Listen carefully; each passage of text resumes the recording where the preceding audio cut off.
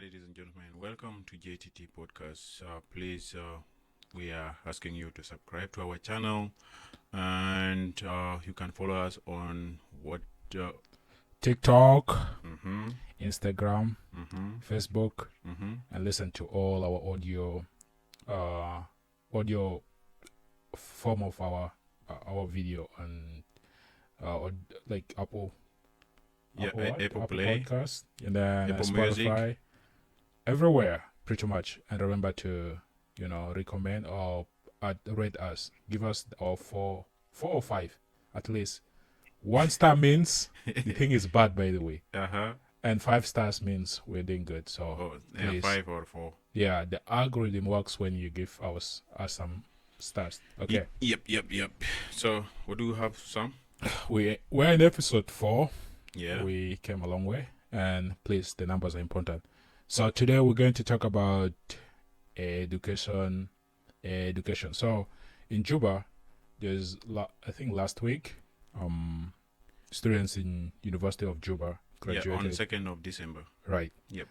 That was Saturday. Yeah, Saturday, which is good that they did schedule this on weekend, so Yeah. many parents can come support their kids, right? True. Yeah. So these guys graduated. According to you, what impressed you about this graduation? What does it mean to, especially the next one at whole and at individual basis to those who have graduated? I think we are seeing progress in terms of education in South Sudan. Right. Since Professor John Akech, Yeah. took over as the Vice Chancellor Yeah. for University of Juba. Right. Yeah, we are seeing like in terms of infrastructure, in terms of academic progress, Yeah. and in terms of recruitment of professors. Yeah. We are seeing good things being done, and it is up to the nation to support the education system, and Right. especially the Ministry of Education. Yeah. And so, if our education is built to the standard that even other people within East Africa can come there, Yeah. and then it will have a future. For sure. Akesh has done really a lot of remarkable projects ever Yep. since. I think he has been there for almost, I don't know how many years, because I think 2016 or 15 when he became a vice chancellor. Yeah. I'm not sure about that. And there are a lot of development that I've seen. Like recently there was this research, I think research institute or some building that he was working on, and it was really good. Yeah. In fact, he's renovating the buildings that were there during I think 70s during Abelalia time. Yeah. So most buildings were built in 70s, and they were in deeply dated estate, yeah. estate, and now they are being renovated to like new structures. Right. Now they are not altering them, but they are just reconstructing some part that are falling off. Yeah. Yeah. So I mean that is one thing. Of course, we believe in giving flowers to people who deserve them, and that's why we're saying this. He's doing really good. But Again, the thing is, though the institution itself Yeah. is doing well, yeah. but how do you measure the quality that they are giving out in terms of awarding certificate, diplomas, and degrees, and even some up to some point, I've seen some people having PhDs over there. Yeah. So, what is the quality that the institution is giving out? That is the question we. That's- I personally, I'm not aware, because they might award. Yeah, it's just to people who are basing on the names and be like yeah. because like I have seen some people were being interviewed by South Sudan Broadcasting. SSB. SSBC. Yeah, SSBC. SSBC. Yes. So, and some of them like to express themselves, which I'm not undermining their language, Yeah. but if you feel like you don't have to express well in maybe in a foreign language, Just then speaking. just speak in your tongue. Yeah. And it doesn't mean that when you are good in English, you are more intelligent. Now, English is just a language, man, and I do understand the point you're saying, but like me, I'm not even in support of this foreign language that much. there are skills that are very important, considering if someone is going there to study tech, Yeah. and at the end of the day, you can really develop apps or like do the programming, and you Mhm. don't speak good English. Yep. I'm not bad at with that, Yeah. honestly. And um, I think obviously if the input is in, if the government can invest a lot of resources, like hire the, I don't think they're involved in the hiring, but like put a lot of money and Yeah. Into the the structures. structures. Yeah, the output, we can see a quality output, and we're just a young nation, but that this education is really like the basis of the nation developing, because Yeah. at the end of the day, if You they know, influence like the everything system. has a foundation. Mm. If education in primary level Yeah. is set up in a sense that it will help those young children to develop very well cognitive ways of doing things in terms of answering question and in terms of learning things, Yes. and then that attitude, if they carry to secondary school, Mm-hmm. and then uh, there is a high chances that those kids will perform well in university. Yeah. So it doesn't need only the university to be well off in terms of infrastructure or in terms of finances. Mm-hmm. It should go up to the grassroots where it is started. Education is started from kindergarten. Yeah. If the kindergartens are good, if primary school is good, Mm-hmm. if high school is good, Yeah. then The whole system, man. the whole system of education should need to be built Yeah, in in a a way that grassroots. in a way that it will help bring up the nation, because a nation that has well trained and well educated rather populations, Yeah. that country is always having some kind of inventions that are being made. Mm-hmm. Yeah. That's true. Yeah, the development and the economy, when you as a government invest a lot in the education, because the education is the long term solution. It's not gonna be like a 1 year or 2 year thing and then you see a boost in the economy. But as long as you invest in this long term plan and it's the lasting solution, you get the quality workers and specialists. At the end of the day, the country will have a strong economy. Yeah, And that's true. yeah, um, to me, like my message to the citizens will be like, just be impactful for those who are the graduates. Um, though the problem is about how hard it is to get job, because the hiring and the employment opportunities are not really that fair. Yeah. There are a lot of discriminations. A lot of favorism, exactly nepotism. a lot of things happening Yeah. there. In that case, I would say you just have to be like try to initiate projects or something that you know you can do, basing on the skills you learn from school, and with time, you progress from there. What do you think? Yeah, you know, education is not about finding job, Right. because like most people who are educated, they don't want to work with for someone. Yeah. They want to create job for themselves. And so if you are out there, you have finished university. Mm-hmm. Okay, the best way to start life is maybe someone to employ you. Yeah. And while you are there doing that job, Mm-hmm. you'll be thinking, how do I exit here to Yes. be independent as an individual, Yeah.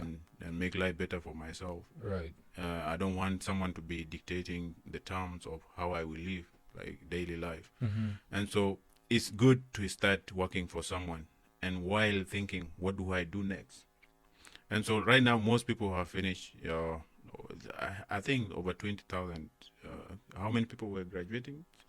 Oh, I don't have 2000? the specific number. But it's Okay. a good number. Yeah, it was a huge number. Right. And so, what I can advise them to do is that while looking for a job, Yes. you don't need to look for jobs in a way that you are so vulnerable to poverty. So Mhm. work toward that while you are looking for a job. Yeah. Also use your hands, use your energy that Right. you have right now. Mm-hmm. You know, like right now, there are some people within East Africa Mm-hmm. who have benefited from working their hands, just hands. They don't have papers. True. But when South Sudan came as a new nation, Yes. most people flocked there from Uganda and Kenya, Yeah. and they made a lot of money from manual work. That's And so true. if you are there looking for job, you don't have to just sit, relax, and say that job will come. You have to try do something for yourself. Yes. If you are able to cultivate, Mm-hmm. do that. Do that. Borrow money, and then establish a small farm. While you are doing that, now opportunities will come, Right. and you might find your passion over there and do it rightly. Yeah. Yeah. Like for me, I'm a biggest guy. Like, biggest person again is working for someone for sure. That's why I know soon I'll graduate. I don't think I'll be working for long for a company or whatever, because I really want to work for myself. And working for yourself, you detect the times, whatever you want to do, and I think that's what basically Malim was saying. Yes. Do something as long as you keep on distributing your resumes and planning what you want to do. Yep. And of course, actually I have a story. There was this uncle of mine who took my resume a long time ago. When I was there, it was that was around 2017 or 18. Oh, actually no, 2016. That was 2016. yeah. And of course, this is a common practice in Juba. When you have someone who graduated, maybe you have uncles come say hi, congratulations, or whatever. Yeah. And then they'll be like, "What are you planning?" And then I'm looking for a job. So this uncle of mine took my resume and be like, "I know, I'll call you after a week." And how many years now? No, the week is not over. Yeah. And the man. I'm sure right now he will be the one calling you. You know, nephew. Yeah. I think you should help me out here. He's a reverse now. Yeah. So the main point here is it's good to have those connections, but let's not support the idea of looking for a job through this.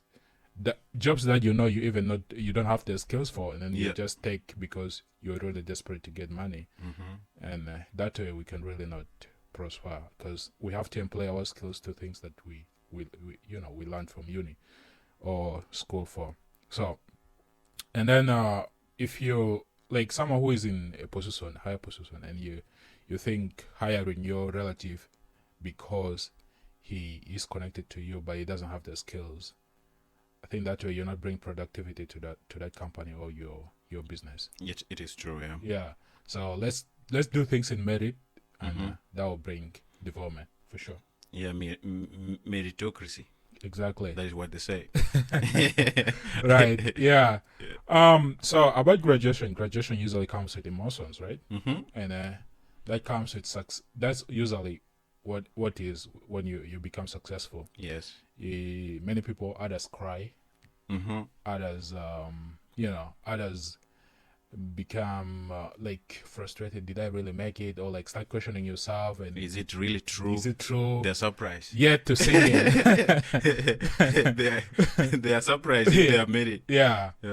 So with that being said, success, people saw their emotions in it.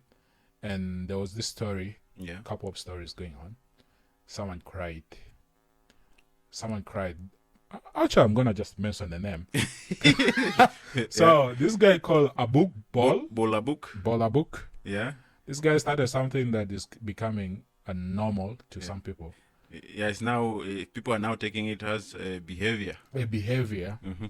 Some say it's against our cultural. It's against the tradition. Yeah, the masculinity of our societies. Yeah. So this guy was, I think he proposed to his lady, and I think it was marriage. And by the way, it was a wedding. Yeah, for context, they have been staying together pretty much, but they didn't do the wedding. So they were doing the wedding, and at the point when they saying the odds and the vows and whatever. He was. After they say that I do. I do. I do. I think that sentence to him doesn't. Yeah, he was. But I don't know. Brought pressure on him. Yeah, for sure. So the guy cried, and that was one. The internet went wild. After a week, another one. A brother from Melbourne. I think in Australia, I'm not sure where.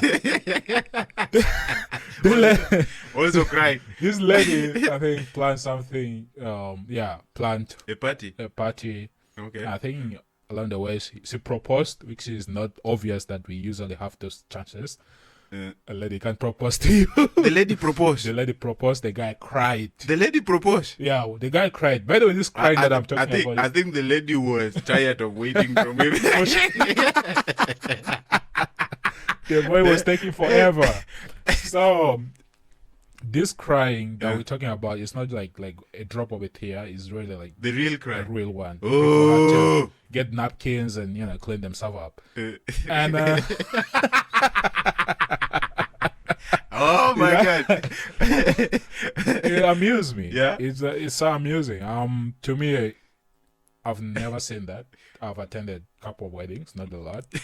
But you have never seen someone I've seen cry. a lot of happy times. I've never seen a man cry. Crying is like man crying is usually considered in different cultures. Of course, I'm talking about our culture because when a man cries, it's something sorrowful. Yeah, the North American culture that we are in, that's normal, right? Yeah, it's normal. They say it is normal. For to me, them. I don't believe. To them. Well, at what point, like you as Malimo, at what point do you think you'll cry, or like do you think that way that they cried is it normal? Because now people say a man should express their emotions because when they pile up, it distresses you. And then in another way, they say they're expressing their happiness because they don't believe they reached that point. Yeah. For me, who is part of the critique, I'm like, you're showing your weakness. To the public and to the lady. To the lady. Because the lady wants us to sleep someone, or close to someone who knows that this person comes what? He's not going to be weak. He's not going to cry. Because if a thief saw up here with a knife, you really have all to. Of you, all of you will be crying. And so, what is your take? Oh yeah, you man, yeah. When I saw those two instances, man, it's just like how feminism, yes, is taking all over, and we are going to, and I'm worried. I'm worried. So feminism taking over your society. Yes, so feminism, feminist ideas, yes, and feminist mentality. Feminist mentality is taking over our society, man. Right. When I saw those two stories, I just like we're going to be doomed as a society. The good thing is that we are still intact as a South Sudanese community. So just those are just few cases. Yeah. But there are some areas. But the few cases, one after another, is showing you because there are a lot of these that you've never seen in camera. Yeah, I've never seen even like not a camera in real life. Yeah, others are not posted. You never know. So, what is your fear? My fear is like it's happening now. It's going like it's going down. We're getting doomed for sure. Yeah. The biggest fear for me is that not me myself. Yes. But I'm fearing for my future children. Yes. Because they will inherit this kind of trait from the social life the people are having right now. Right. And so that is my biggest fear. For me, I'm not fearing. Yeah. Because I will not do that. Or if I do it, I will do it in a different style. Okay. I will do it in the house. Okay, give me a scenario where you will cry.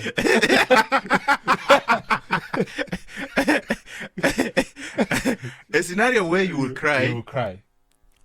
Is when, for example, you tie the knot, and something which was a secret came over. Like let's say, the woman you have married. Yes. You have discovered after the marriage that she slept with someone. So you're crying because of regrets. I'm regretting, but I should not cry in public. I will cry in my house. I will cry in my house. Yeah. Because like when you cry in the public like that, people will take you like you are not strong enough. Right. Okay, crying is something normal. It's normal. It is normal. Yeah. And again, for me, when I cry, I'm releasing the anger. When a man cries, what I know is this. When a man cries, a man is releasing the anger. Not happiness. Not happiness. Not emotions like that. Okay, anger is emotion. So you're marrying me? Not happiness. Men don't cry when they are happy. Yeah. Men cry to show that they were angry and now they are releasing that anger in them. I don't know why someone just cry at a wedding. Never. I think the moment I've ever cried, I Yeah. think a couple of them is like someone tried to, I think, bully me. That was high school stuff. So to me, No, that is when we were a boy. yeah, that was a boy. I'm a man now. Yeah, I you have were a myself. boy. Yeah. So I wanted to touch the skin of that person, like exchange some blow.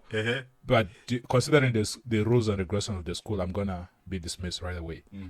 And for him, he used words, and the words hurt. The words were painful. Yeah. So that anger of me, supposed touching someone's skill, I just cried them out and let it go. Yeah. That was anger. Yeah. That Never was happiness. I've never seen my ego will never allow me to cry because of someone saying I love you. Yeah.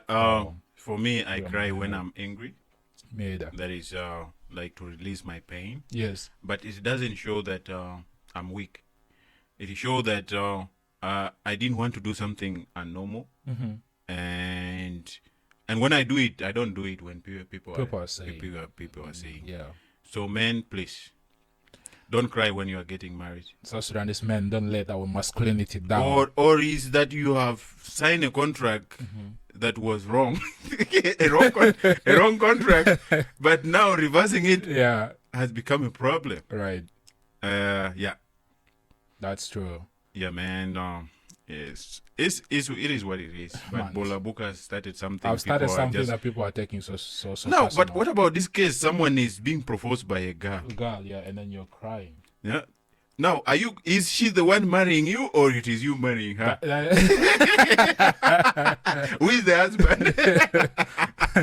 But yeah, someone was is it retweeting or reposting on Facebook the same story, and the person said, the guy cried because the lady set up the whole proposal and the quality of the proposal was so expensive that he has to cry for. So he's worried about like covering the bill later because the old lady will be like, I took the loan from the bank. Or am I overthinking? No, not in that context. I think it's more of like, wow, this lady can spend a lot of money just for me. But the fact is, if you marry, women, I don't know. I don't want to offend anybody. Yes. I don't want to offend anybody. Yeah. But in the future, when you do something, any little mistake, yes, she will downgrade you. She will downgrade you in a sense that you will feel humiliated. Because anything you will say, like, you see, you didn't even propose me. Which kind of man are you? Yeah. Huh? And I'm sure of that kind of man, even in the wedding, the ladies, the ladies' finances will be more than his. And so he will not have authority at home. Yeah. He will not have any say. Yeah. So any discussion that need finances, the lady will be like, who are you? And I've witnessed several times. I know. Yeah. I totally agree with you, man. Like, things are changing so fast. So quick. Yeah, there are a lot of things that if our grandparents come out and see and be like, "You grandson, what are you doing?" Like, even not right now, they are seeing us. Yeah. You know, they will be like, "Oh my God, I wish I go back there and try to reverse the whole scenario." Yeah, I never told you guys enough. They're regretting. So let's just be so strong and try to style up, not getting influenced with this Hollywood stuff and Nollywood. These movies are just jokes, man. There's nothing real about it. Yeah. So yeah, to men, please control your emotions. Yes. Maintain your manhood, please. Maintain your manhood. It is good to be a man. Yeah. And like if you just cry like that and a thief show up in your house, who will be the man in the house? Yeah. Please, you don't need to do that. So, you can go on. Yeah, sorry. Like the way we have talked our points is all about generalization, right? Yep. We generalize our points, and of course there are good people out there, and there are others who are just also following the trend. Yeah. So about generalization, there was something that was going on in South Sudan. Juba, especially. We're talking about Juba. Juba is full of stories, good and bad. Oh, there are so many stories. Man, there is a group in Juba called Toronto. Yes. My friend, Yeah. they have terrorized the population. Yes. They have terrorized the population. For ages. Not even like, for how many years? Since Yeah, I think 2015 or 2016. to be honest, like 60%. After the conflict like this, Yes. Toronto emerged. These groups, Yeah. the groups, they call it crews. Cruise, yeah.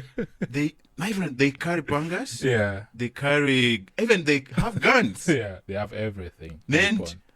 it is a whole army. It's our It's experiment a whole army. Yeah. So when you are there in Konyo, yeah. they just grab everything that you have, either money, phone, anything valuable. To They be go hon- away with yeah, it. to be honest, I think almost like 60% of population in Juba, you might have lost an item to them. Maybe a pouch, maybe a phone, maybe a motorbike. They take Motorbike. anything. Anything. They use many means. They drive motorcycle. Yeah. And then if you have a very nice bag Yeah. at your back, Yeah. they just grab you Yeah. and just pull you with that bag, man. It is so sad to see that. Right. Yeah. So right now the government has taken the things into their hands, Mm-hmm. and they say now we wanna deal with this community. That is Community. yeah, community. Yeah, We wanna deal with this community, Yes. and whoever Yeah. has a dreadlock, Yeah. even though you are not a Toronto, you are not a member of Toronto, Yeah. you are liable to be arrested. Anybody with a dreadlock Yeah. is already A Toronto. in the list of people who are being arrested. Yes. So is it a good thing to just do that? Because not everybody who dress, having dreadlock is a lifestyle, right? Facts. You might have it and you are not a criminal. True. But later on, the government or the police just assume that whoever has that, whoever have dreadlock on his head or on her head, women can even have dreadlock too. Exactly. So whoever has dreadlock is a criminal. Is it a good thing for the police to do that? Bro, I have so many talking points in that. I was Yeah. really thinking about it over the weekend. Mm. Obviously, when I go on Facebook, I see a lot of complaints and crying. One personal story was when I was, because I'm the elder son in our family. You okay? And then I have 3 sisters. Yeah. Who are young that followed me. Yeah. And back in the days, I was really naive, and whatever way they dress, sometimes I really have. You have to question it. You have to question it. I'm like, don't do that. Don't do that. Don't dress that. Mm. Yeah, don't dress like that. But it is okay. It's good to dress decently. Yeah, exactly. Yeah. Because that was the main point. And then at the end of the time, I feel like, but sometimes they're good. I don't think it relates to what I'm talking about, but it's just about generalizing things and